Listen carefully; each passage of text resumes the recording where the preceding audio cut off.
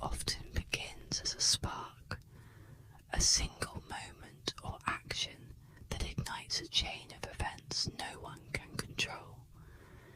In the case of the 30 Years' War, that spark came from the heart of Bohemia.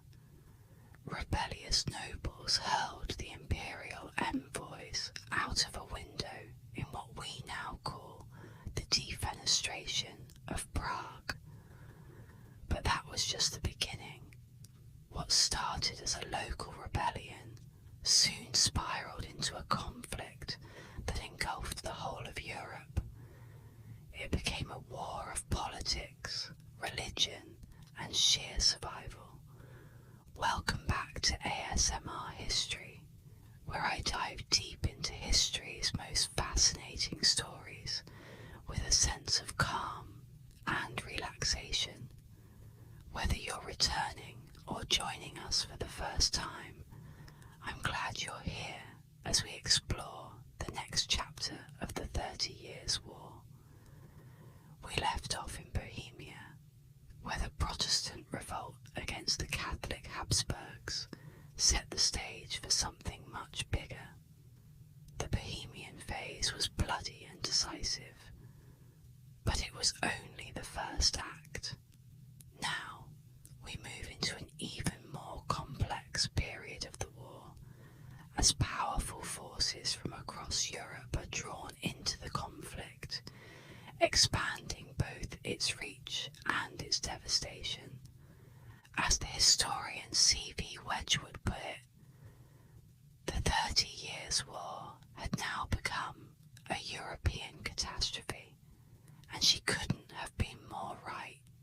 With every year that passed, more factions and powers took sides, turning what began as a local struggle into a continental disaster. But why?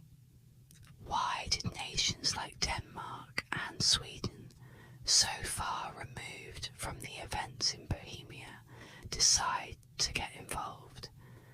The answer isn't just about religion, though that's part of it. It's also about power, about influence, territory, and who would shape the future of Europe.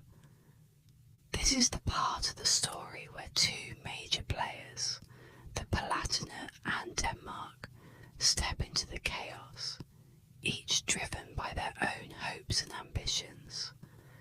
As we follow their journeys, we'll see how their involvement changed the course of this already brutal conflict.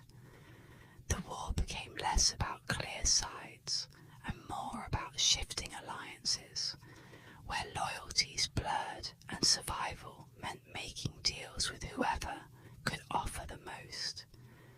Before we get to Denmark's role, though, we need to understand what was happening in the Palatinate, where one of the war's most pivotal campaigns was about to unfold. So, let's head back to Central Europe and dive into the story of the Palatinate campaign. The war that had begun in the heart of Bohemia was now spreading, taking root in new territories, drawing in more powers, and becoming something far more devastating than a localized conflict. As the Bohemian phase of the 30 Years' War came to a close, a new front emerged, the Palatinate. This region, nestled along the Rhine, would become a battleground that both deepened the war's complexity and revealed the tangled web of political and religious alliances that were driving it. The fate of the Palatinate wasn't just about military strategy, it was about power, prestige, and the survival of a fragile European order. At the heart of this phase of the war stood Frederick V, the Elector Palatine. He was a man whose ambition, inexperience, and sense of destiny led him into the centre of the storm. Frederick had been crowned King of Bohemia, a position that should have solidified his power. Instead, it became a trap, setting him up as an enemy of the Habsburg dynasty and the Catholic League. When he accepted the Bohemian crown, Frederick hoped to rally Protestant princes across Europe to his cause. Instead, his gamble failed, and his Bohemian reign was short-lived, ending in defeat at the Battle of White Mountain. But Frederick's story didn't end there. His defeat in Bohemia made him a symbol of Protestant resistance, and the war soon expanded into his own lands in the Palatinate. The Palatinate's strategic location, bordering France, the Netherlands, and the Holy Roman Empire, made it a prime target for both Catholic and Protestant forces. Its fertile lands and fortified towns held immense value, not just for their resources, but for the control they offered over the surrounding region. As the conflict moved westward, the Palatinate became the next chess piece in the broader game of European power. As Frederick fled into exile, his lands became a prize for his enemies. The Catholic League, led by the Duke of Bavaria and the Spanish Habsburgs under King Philip IV, saw an opportunity to crush Protestant resistance and secure vital territory. Spain, in particular, played a pivotal role in the Palatinate campaign. While their involvement might have seemed distant at first, their interests were deeply intertwined with the fate of the region. Spain's position in the Netherlands and their long-standing conflict with the Dutch Republic gave them a vested interest in controlling the Rhineland. Spain's military goals were clear. They needed to secure the Spanish Road, a crucial supply line that connected their territories in Italy to the Spanish Netherlands. Controlling the Palatinate would ensure the flow of troops and resources to their armies fighting in the north. Their alliance with the Catholic League made the destruction of Frederick's territories a strategic necessity. As the historian C.P. Wedgwood remarked, the destruction of the Palatinate was the first true expansion of the war beyond its initial bounds. Spain's involvement marked a turning point. The 30 Years' War was no longer a localized conflict over Bohemia. It had become a European struggle for dominance. The Spanish forces, along with the armies of the Catholic League, launched a brutal campaign in the Palatinate. Towns were sacked, villages burned, and thousands of people displaced as the war tore through the region. The devastation was immense, not just in terms of the physical destruction, but in the way it shattered the social and political order. Frederick's lands were systematically dismantled, and with them any hope he had of regaining his throne. As the Palatinate fell under Catholic control, it became clear that this was more than just a military campaign. It was a symbolic victory for the Catholic forces. Frederick had been cast as the Winter King, a monarch whose reign lasted only a season, and his fall served as a warning to other Protestant leaders who might dare to challenge the might of the Catholic League and the Habsburgs. But the war, of course, did not end there. While the Catholic forces celebrated their victory in the Palatinate, Protestant resistance continued to simmer across Europe.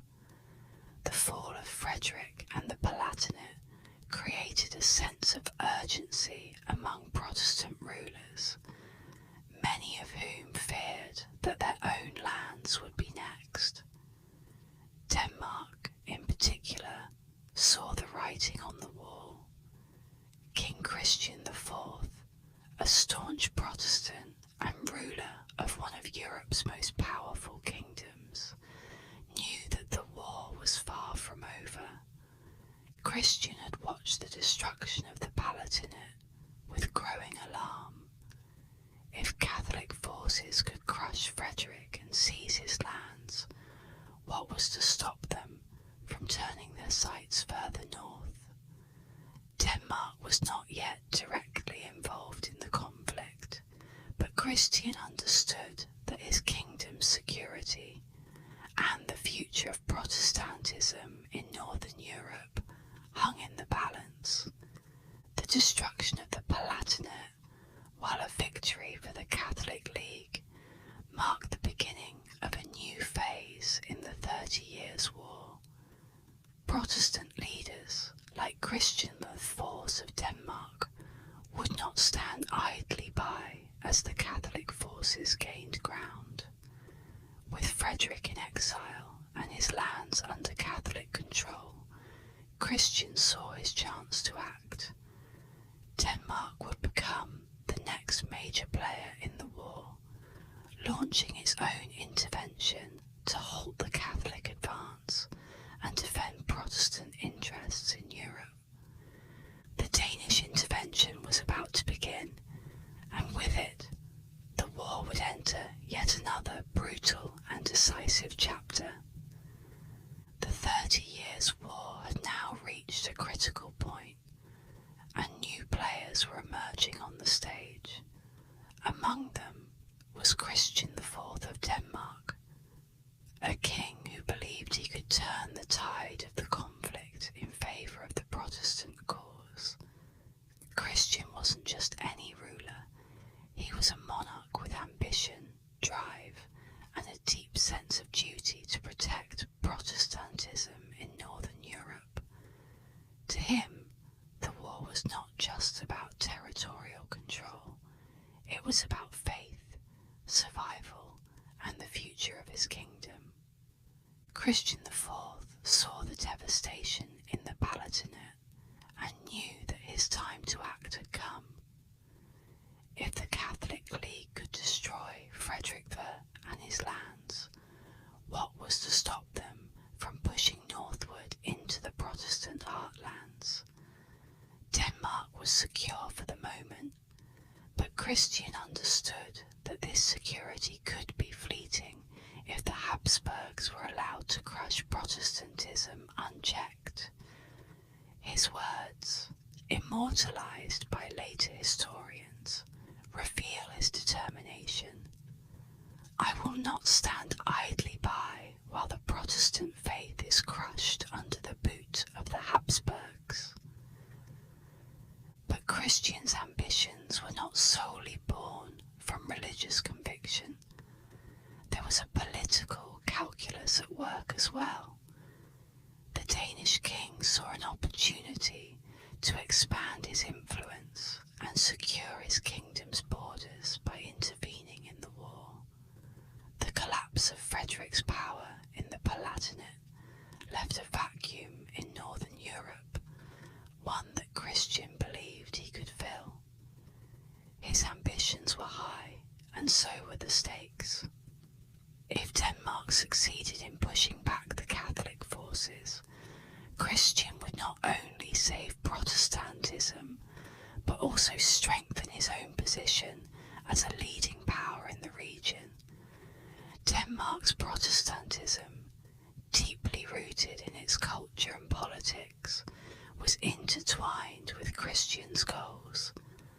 For Christian IV, defending the faith was both a personal mission and a national responsibility.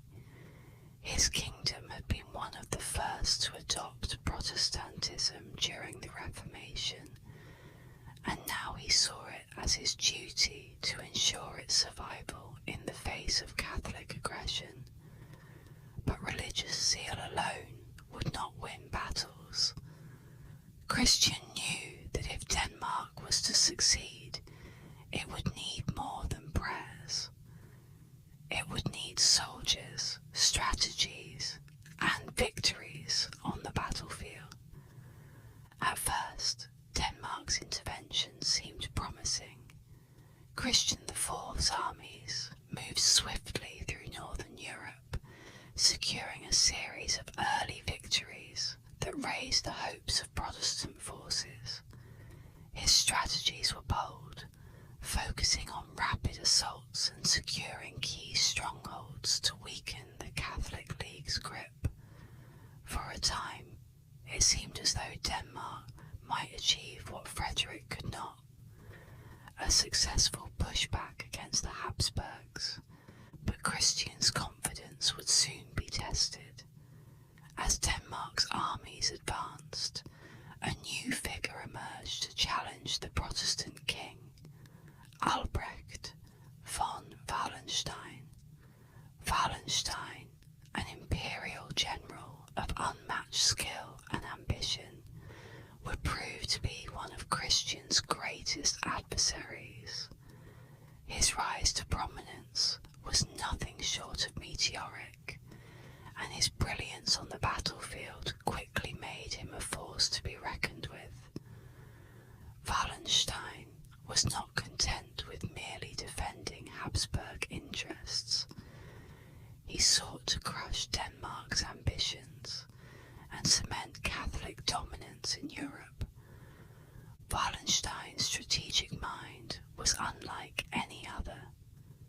He understood the complexities of war, the importance of logistics, and the psychological aspects of battle. Where Christian had relied on speed and momentum, Wallenstein employed patience, cunning, and overwhelming force. He built an army unlike any other, one that could move swiftly and strike decisively, all while maintaining a relentless pressure on the Protestant forces. Wallenstein's rise marked a turning point in the Danish intervention, one that would soon put Christian IV's plans in jeopardy. Denmark's early victories began to fade as Wallenstein's forces countered Christian's strategies with brutal efficiency. The Protestant strongholds that had once seemed secure were now under threat, as Wallenstein's armies advanced with terrifying precision. Christian found himself outmatched, not just in numbers, but in the tactical brilliance that Wallenstein brought to the battlefield. The Danish king, once confident in his ability to lead a successful campaign, now faced the grim reality of a war that was turning against him.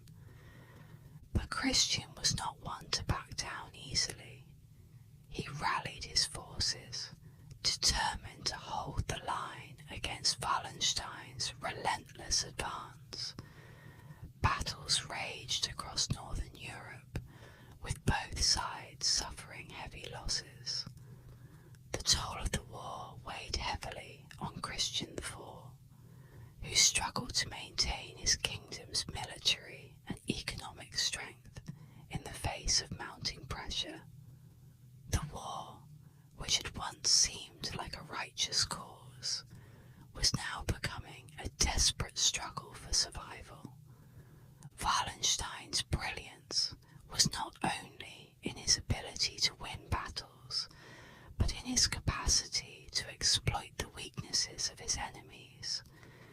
He recognized the strain that the war was placing on Denmark and used it to his advantage, launching a series of devastating campaigns that pushed Christian's forces further and further back.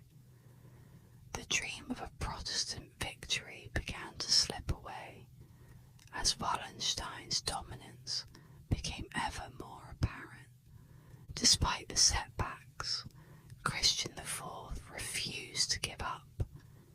His resilience became a defining feature of Denmark's involvement in the 30 Years' War, even as the odds turned against him. But the cost of the war was becoming unbearable. The Danish army was stretched thin, resources were running low, and morale was faltering. Wallenstein's forces seemed unstoppable, and Christian knew that without a major shift in the war's dynamics, Denmark's intervention might end in failure. As Denmark's military fortunes continued to decline, Christian IV faced a difficult decision. He had entered the war with high hopes of protecting Protestantism and expanding his influence, but the realities of the conflict had proven far harsher than he anticipated. Wallenstein's rise had shattered Denmark's momentum, and now Christian had to consider the possibility of retreat. The question was no longer whether Denmark could win the war, but how much longer it could hold out against the overwhelming might of the Catholic forces. Christian's determination, while admirable, could not change the fact that Denmark's intervention was faltering. The tide had turned, and Wallenstein's relentless pressure was pushing Denmark to the brink.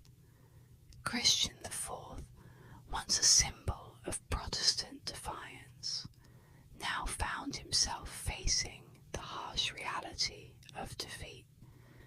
His ambitions for a Protestant resurgence in Northern Europe were slipping away, and with them, the hopes of those who had looked to Denmark for leadership. But the story of Christian IV's intervention is not just one of defeat. It is a story of resilience, of a king who refused to stand idle while his faith in his kingdom were threatened.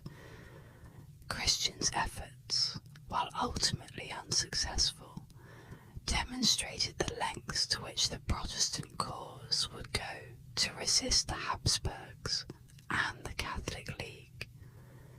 His intervention, though it failed to achieve its ultimate goals, played a crucial role in prolonging the conflict and keeping the Protestant cause alive.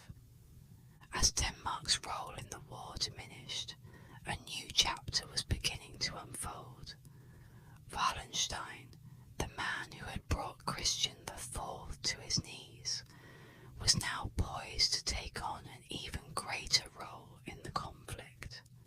His alliance with the Catholic League would bring him into direct conflict with other Protestant forces, and his ambitions were far from satisfied.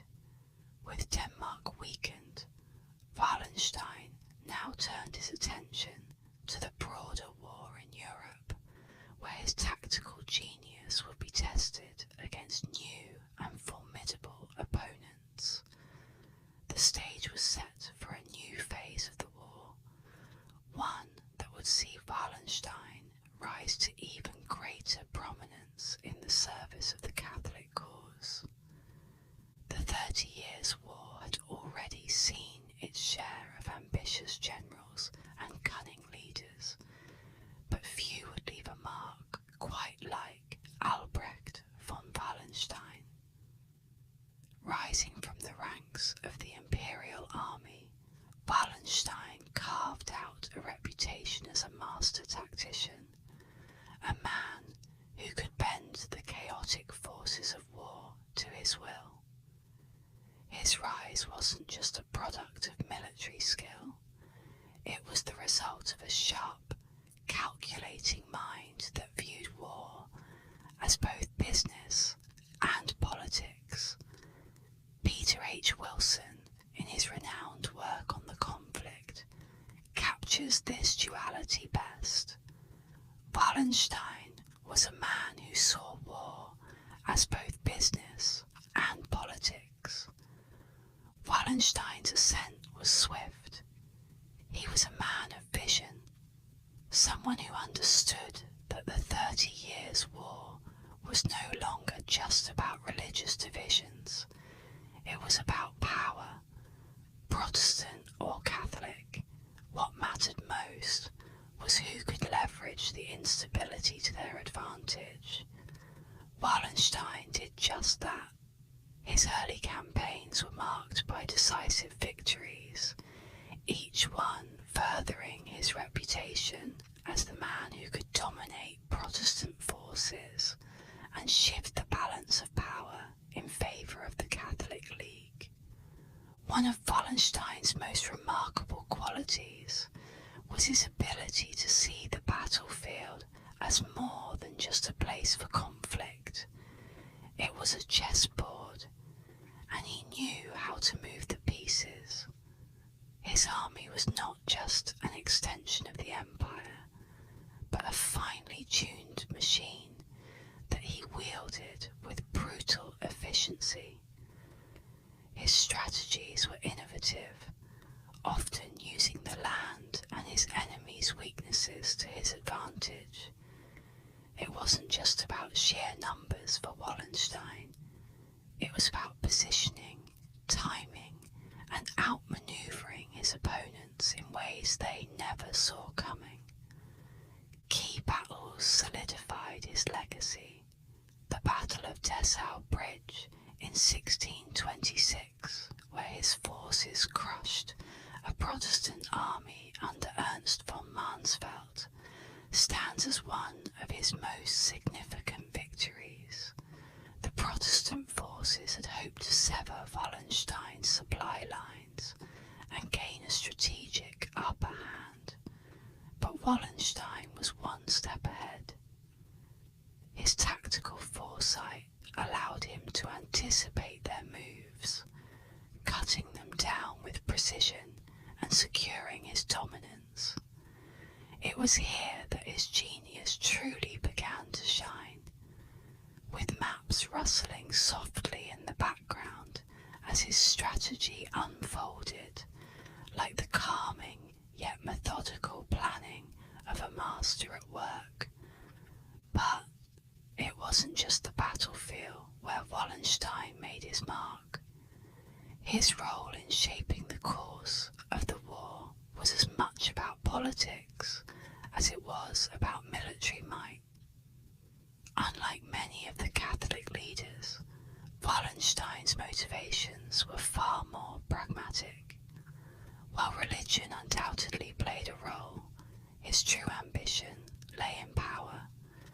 He wasn't driven by a desire to defend the Catholic faith alone. He sought to reshape the political landscape of Europe in favour of the Habsburgs and ultimately himself. Wallenstein understood that in war, the lines between religion and politics were often blurred, and he was more than willing to exploit that. This pragmatic approach often put him at odds with the Catholic League's leadership. While they saw the war as a religious crusade, Wallenstein viewed it as an opportunity to consolidate power and increase his influence. He wasn't afraid to make alliances with Protestant forces if it served his purposes, and his willingness to negotiate with enemies raised eyebrows among the more devout Catholic leaders. To Wallenstein, war was a game of survival and success, and he would do whatever it took to win, even if that meant stepping outside the traditional bounds of loyalty to the Catholic cause. This tension between Wallenstein and the Catholic League leadership simmered beneath the surface. While he was too valuable to be openly challenged, there was a growing unease among his allies. His power was becoming too great, his independence too pronounced. For many in the Catholic League, Wallenstein's rise represented a dangerous shift in the balance of power. He wasn't just a general, He was a political force in his own right, and that made him a threat as much as an asset. Despite these growing tensions, Wallenstein's military genius could not be denied. His victories continued to pile up, each one a testament to his brilliance on the battlefield, but his relationship with the Catholic League remained fragile, held together by the necessity of his success rather than any true sense of unity. Wallenstein knew this, of course. He was far too clever to be blind to the political manoeuvrings around him. His position was tenuous, built on a foundation of victories that could shift as quickly as the tide of war. Yet, Wallenstein thrived in this environment. The war was his arena, and for as long as he could win, he held the upper hand. One of Wallenstein's key strengths was his ability to innovate, to adapt to the changing nature of the war. His logistical strategies were particularly impressive, allowing him to maintain large armies in the field for extended periods of time. Where other generals might have struggled with supply lines and morale, Wallenstein had created a system that kept his forces well provisioned and motivated. His men were loyal, not just because of the cause, but because they knew that under Wallenstein's leadership, they were part of something greater. The rustling of maps, the methodical planning, it all pointed to a leader who was always thinking several moves ahead. Yet, for all his brilliance, Wallenstein's rise also laid the groundwork for his eventual downfall. His ambitions were growing too large, his power too centralized. The Catholic League and the Habsburgs, while reliant on him, began to fear what he might become if left unchecked. Wallenstein's military successes had made him indispensable, but they had also made him dangerous. His independence, his willingness to act outside the traditional constraints of loyalty, made him a figure that could not be easily controlled. As Wallenstein continued to win battles and expand his influence, the cracks in his relationship with the Catholic League began to widen. His pragmatism, which had served him so well on the battlefield, was now a source of distrust among the Catholic leaders. They worried that Wallenstein's true loyalty lay not with the empire or the Catholic cause, but with himself. His ambitions, which had once been a strength, were now seen as a potential threat to the very order he was supposed to protect. This tension came to a head as the war dragged on. Wallenstein's position, once seemingly unassailable, was now in question. The Catholic League could no longer ignore the fact that their most brilliant general was also their greatest rival for power. Wallenstein's rise, so swift and decisive, was beginning to face its inevitable reckoning. His pragmatic approach to the war, which had brought him so much success, was now the very thing that threatened to undo him. As Wallenstein's relationship with the Catholic League deteriorated, the war continued to evolve. The political landscape was shifting, and Wallenstein found himself caught between his own ambitions and the growing mistrust of his allies. His dominance on the battlefield had given him immense power, but it had also made him a target. The Catholic League, once reliant on his brilliance, was now questioning whether they could afford to let him continue unchecked. The tensions between Wallenstein and the Catholic League leadership would ultimately lead to his downfall, but that story is yet to come. For now, Wallenstein remains the master tactician, the man who could outthink and outfight his enemies with ease. But even as his victories mounted, the storm clouds of political intrigue were gathering, and Wallenstein's place in the war was becoming increasingly precarious. The Treaty of Lübeck, which would soon follow, marked a turning point in the conflict, not just for Wallenstein, but for the entire war. It would set the stage for new alliances, new strategies, and new players to enter the fray. The Treaty of Lübeck was not a grand, triumphant moment for Denmark. It wasn't the kind of resolution that left anyone feeling victorious. Instead, it marked a quiet end to Denmark's ill-fated intervention in the 30 Years' War, an acknowledgement of defeat wrapped in diplomacy for King Christian IV, who had entered the war with high hopes of defending Protestantism and expanding his influence. It was a bitter conclusion to a campaign that had initially promised so much. The treaty wasn't just the end of Denmark's military ambitions. It was a retreat, both territorial and political. By the time the treaty was signed in 1629, Christian IV had been forced to face the harsh reality of his kingdom's limits.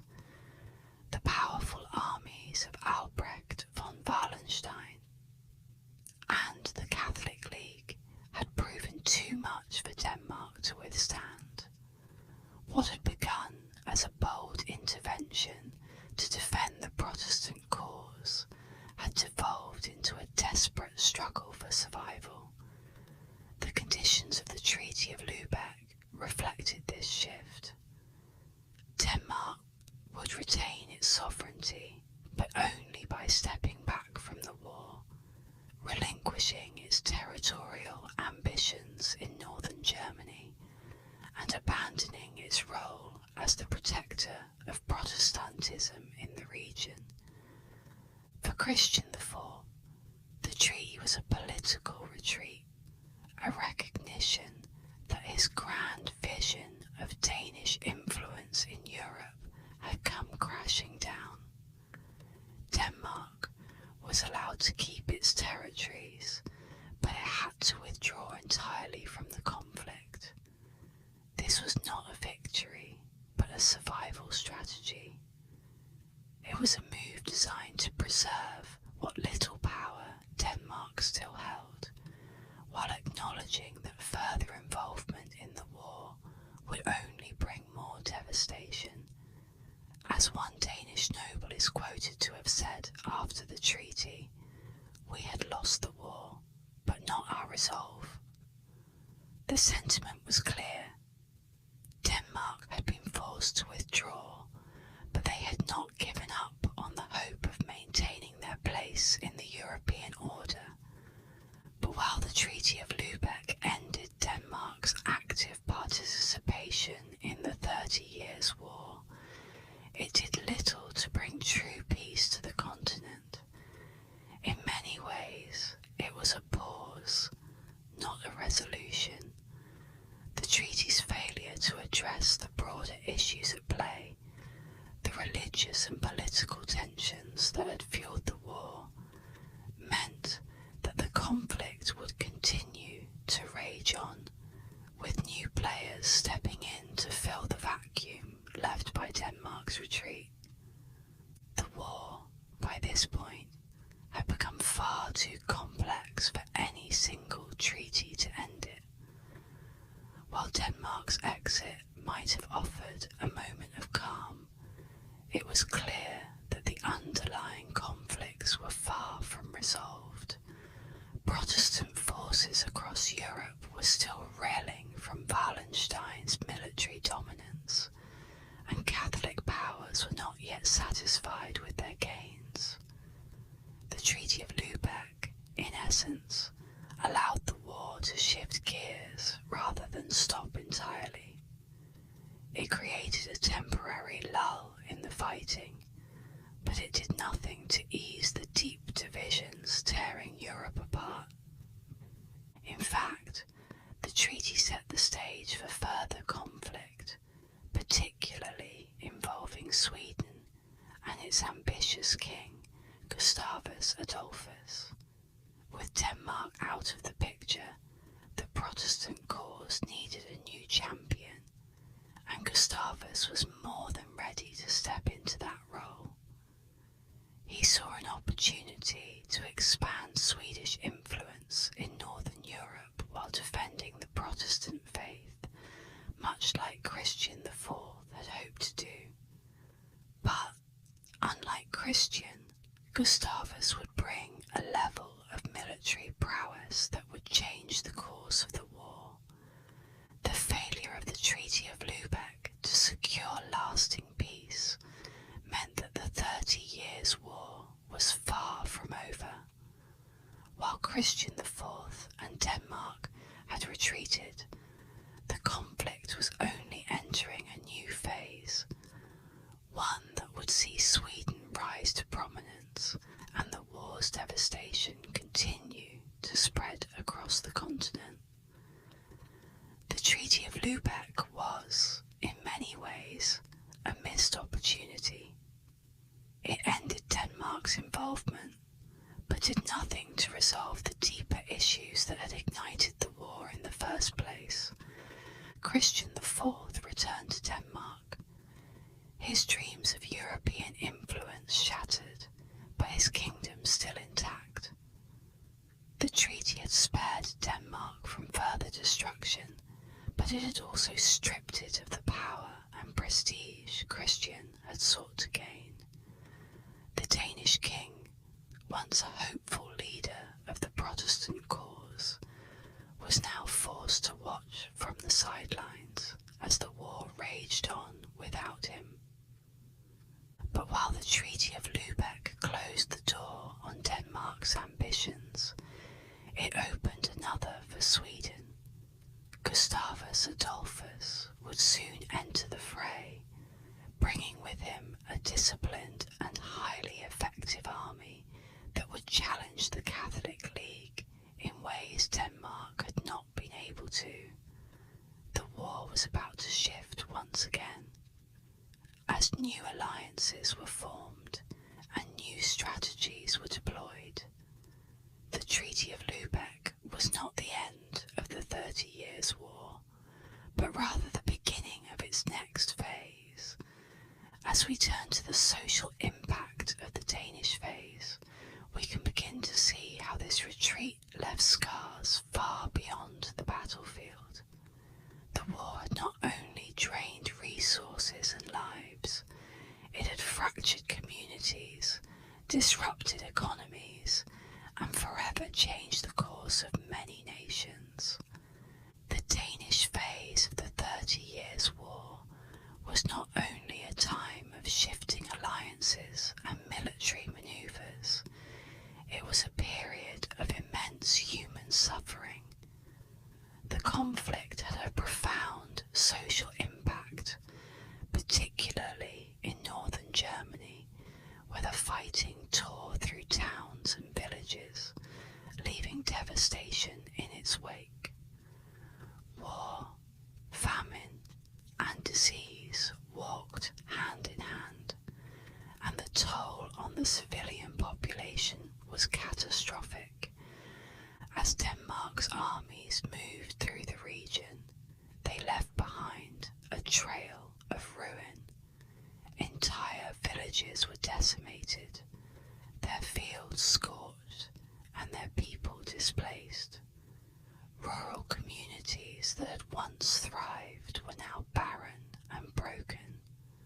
Crops had been destroyed, livestock slaughtered or stolen, and the once fertile lands of northern Germany were transformed into desolate wastelands. The people who had survived the battles found themselves facing a new enemy: starvation, as one contemporary source grimly described. The land was barren and the people starved. Famine spread like wildfire, claiming the lives of thousands.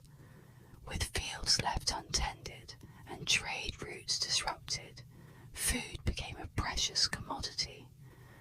Those who could afford to flee did so, but many had nowhere to go. Entire regions were emptied as families abandoned their homes in search of safety or sustenance, only to find neither. The war had shattered the very fabric of their lives, leaving them at the mercy of forces beyond their control. Disease followed closely behind, as the weakened population became vulnerable to outbreaks of plague and other illnesses. The chaos of the war created the perfect conditions for sickness to spread unchecked, and many who had survived the sword found themselves succumbing to disease. But the human toll wasn't limited to the countryside. In towns and cities across northern Germany, social unrest began to simmer. The war had disrupted trade, sending shockwaves through the region's economy. Merchants and artisans found their livelihoods threatened as markets collapsed and goods became scarce.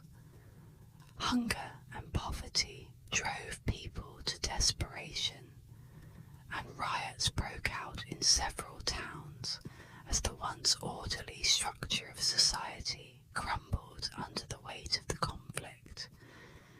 The protracted war didn't just destroy homes and lives, it altered the very fabric of society. Communities that had once been tightly knit were now fractured, with neighbours turning on one another in the fight for survival.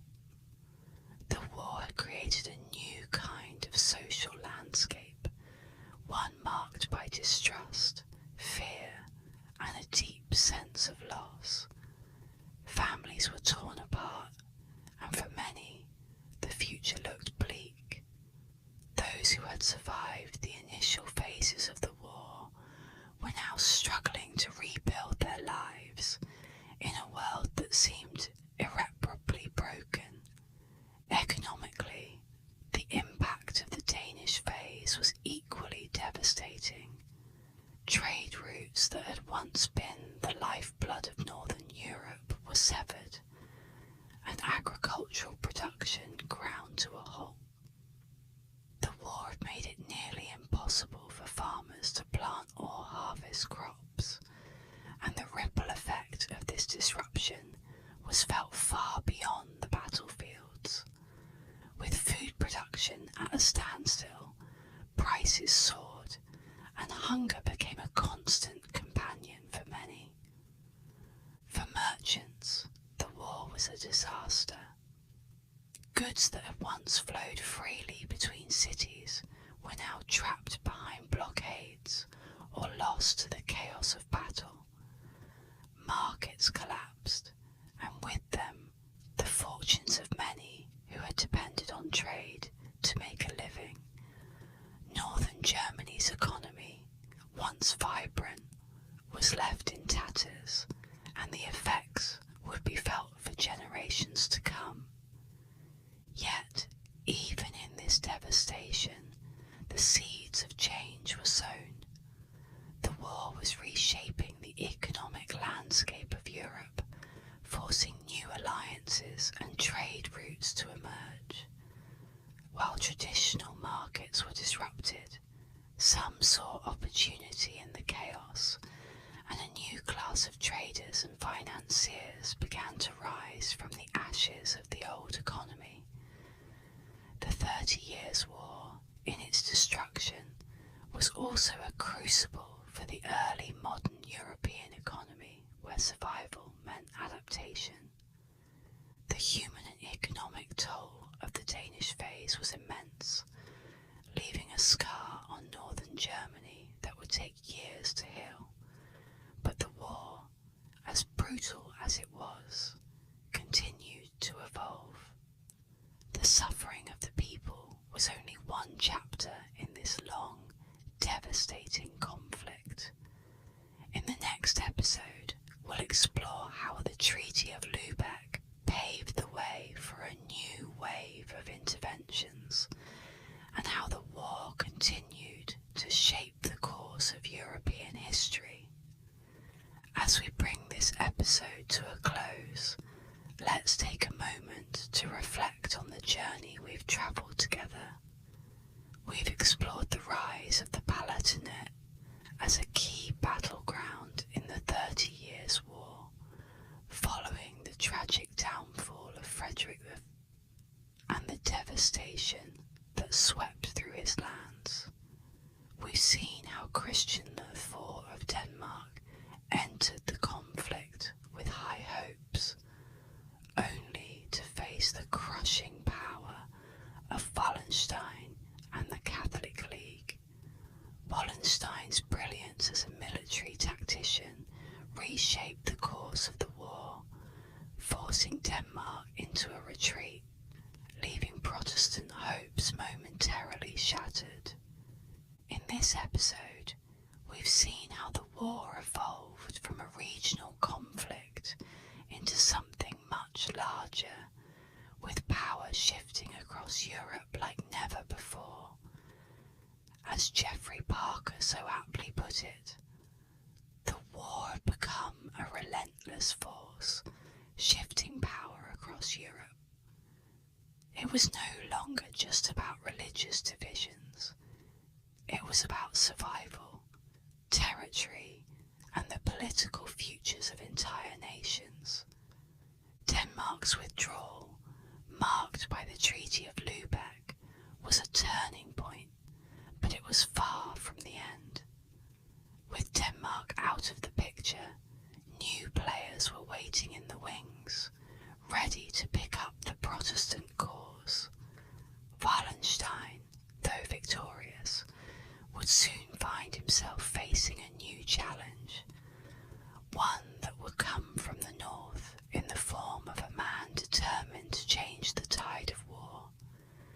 In our next episode, we'll dive into the story of Gustavus Adolphus and the Swedish intervention.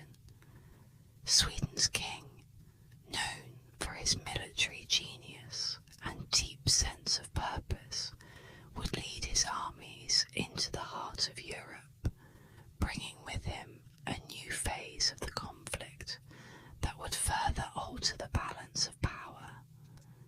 His leadership and innovative tactics would not only revive Protestant fortunes, but reshape the way wars were fought in Europe.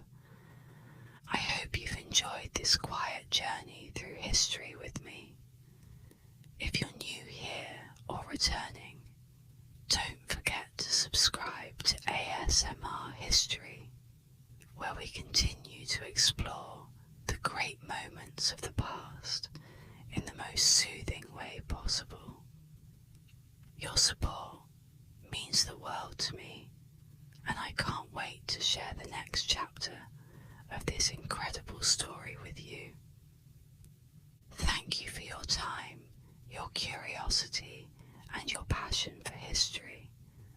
Until next time, rest well and stay tuned for the next episode, and as always, sleep well.